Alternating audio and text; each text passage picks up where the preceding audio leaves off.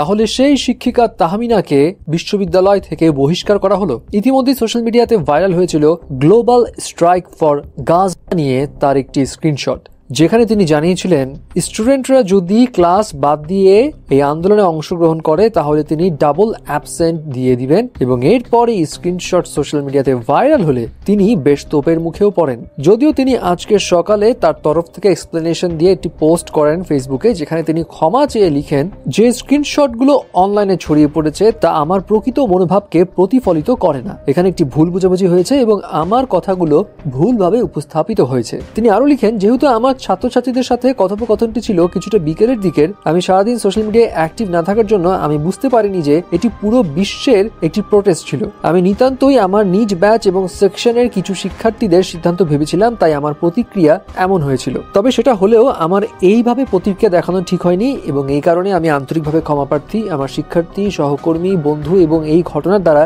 যারা কষ্ট পেয়েছেন তাদের কাছে আমি আন্তরিকভাবে ক্ষমা প্রার্থনা করছি। আপনারা সবাই আমাকে ক্ষমা করে দিবেন। যদিও তিনি বলেছেন এটা মিসআন্ডারস্ট্যান্ডিং এবং তিনি ক্ষমাও চেয়ে নিয়েছেন, বাট কিছুক্ষণ আগে জানা যায় যে বিশ্ববিদ্যালয় কর্তৃপক্ষ তাকে বহিষ্কার করেছে তার এমন বক্তব্যের জন্য।